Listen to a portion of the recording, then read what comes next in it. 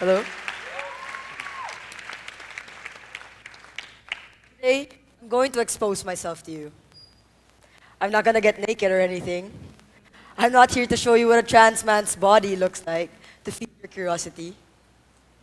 Today, I'm gonna share things with you that I don't usually share to people. Things that I only share to people I consider special in my life. After this, we can all be best friends. Then I might tell you something that I never even admitted to myself before. Things that never even came out of my mouth.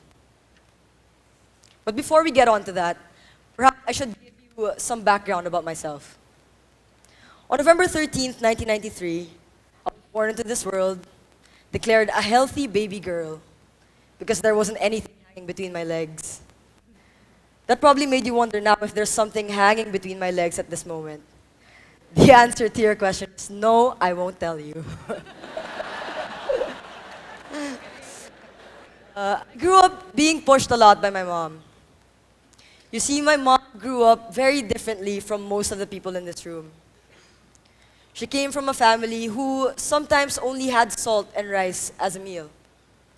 She came from a family who earned a few pesos a day harvesting sugarcane in the hacienda where they used to live. It was a hard life for her. She'd tell me stories about her hardships, the ones that she doesn't want us to experience. She also told me about her dreams for other people, her dreams for her siblings, her dreams for her family, her dreams for her kids. Then I realized that she dreamt so much for others that she never actually told me what she wanted for herself. And I guess that's something that she passed on to me. Because these days, truth be told, I don't know what I want to be. I don't know my dreams. I only know that I want to be heard.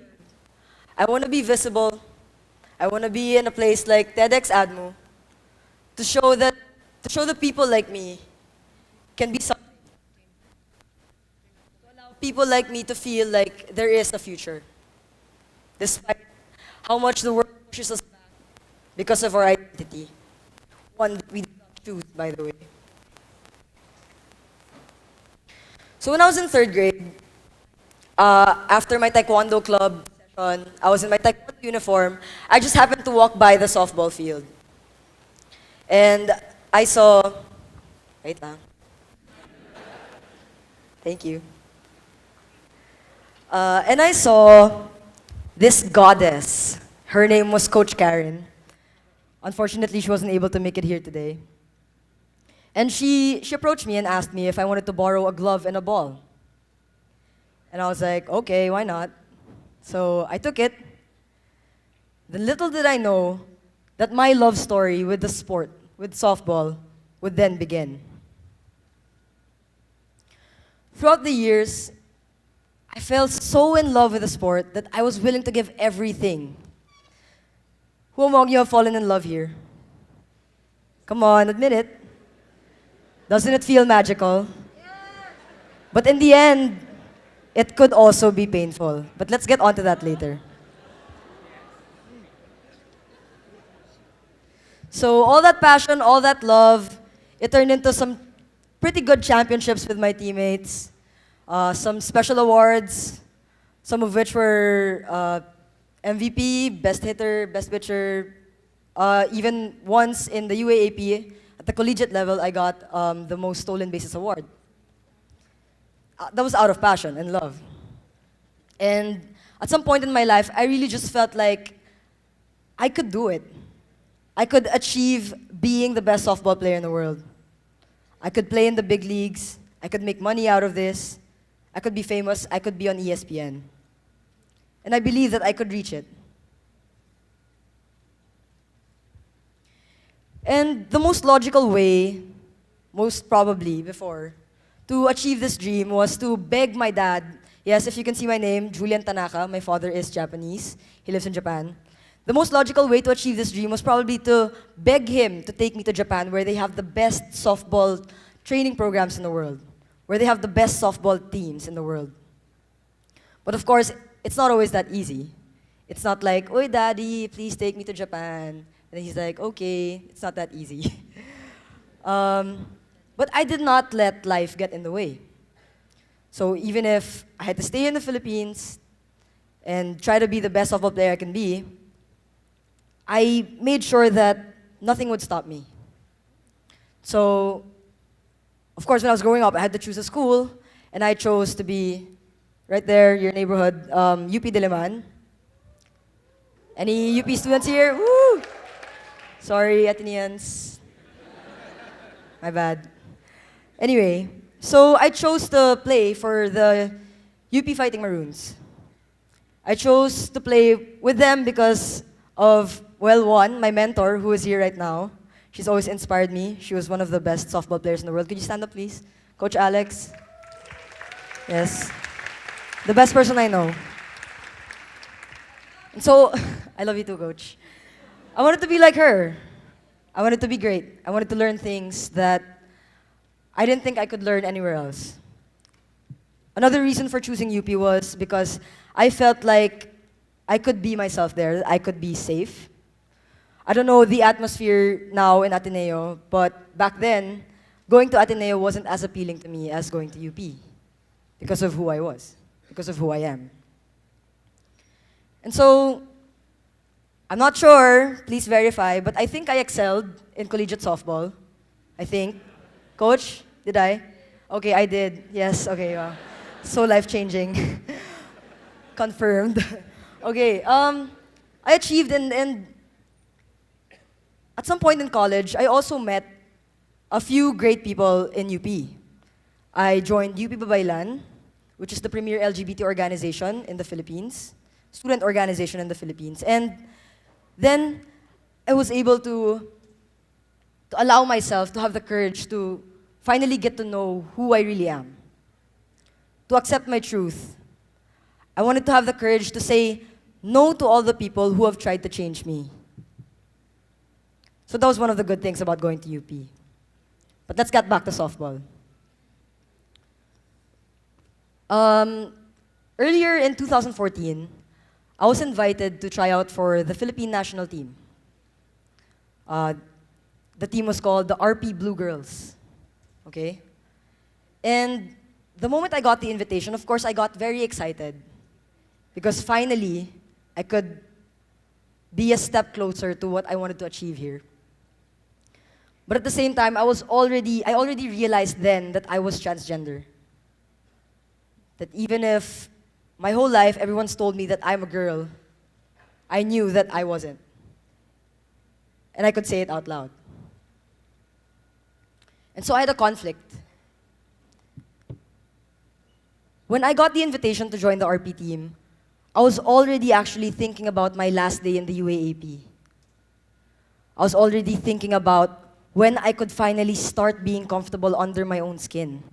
When I could start my hormone replacement therapy, which is medically transitioning for us transgender people. And so, at the time I thought, maybe I can just do that next time. Maybe it could wait. Maybe my transition could wait.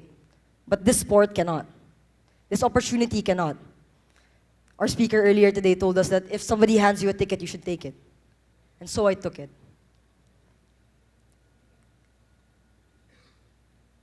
During our training in the US, we were there for about 3 months. Even if it was a good opportunity, and even if there were some, or a lot, of flaws in the system, it was personally torture to me. I thought that I could bear staying in a women's league because every night, every day, I tell myself, I'm a boy, and I know it. But when I wake up in the morning, I go to training, I see all the girls around me who are in my team. My world tells me, no, you're a girl, and that's where you should be. That made me sad. And I think, okay, this is something that I've never admitted before, not even to myself. I think that was one of the reasons why I wasn't able to perform that well in my team. And you see, being able to know yourself affects you so much in your performance, in the way you see your life, in the way you see a future if you see one. And I only realized it then that I must choose myself. I must choose to embrace my identity before anything else. And unfortunately, that leaves us, people like me, that leaves people like me between a choice of who we are and who we want to be. You're probably thinking, oh, you know, the LGBT, they're okay now. I asked one of the Athenians who organized this event. They told me that, you know, the gay people here, they're seen as the queens and, you know, everybody loves them. Same thing in UP, same thing in other schools, probably. Oh yeah, we love them. They're the best. They're the friendliest. Therefore, they're no longer discriminated. We're happy now. I'm actually happy I left softball, and I'm happy as a person, serving people like me and serving the students and the nation. But what happens after this? When I get out there in the real world, who protects me? I can protect myself. My family can protect me. But not to the extent of when nothing on paper says that I have the right to be where I should be. For instance, the anti-discrimination bill until now has not been passed. It simply states that people should not be discriminated in employment based on sexual orientation and gender identity. But people who don't want it to be passed say that we don't need that. It's not true that people like you are discriminated. It's not true that you have struggles. Or if we pass this, then that already means that gay people can get married. But that very foundation, that very protection, cannot be given to us. Now, people say that maybe it's not yet time because, you know, society is not ready for it, or society just won't let you. But we have to think again and again, who is society? Isn't it us? Isn't it you? Isn't it me? Don't you think that we have the power to protect each other? Don't you think that we have the power to make everybody our equals? I can talk all day here, I can talk all night, and other speakers can come after me. And you can listen. You can learn a lot of things. But my question really is, after all that you've learned, from the little things that I've shared with you, what are you gonna do? Thank you.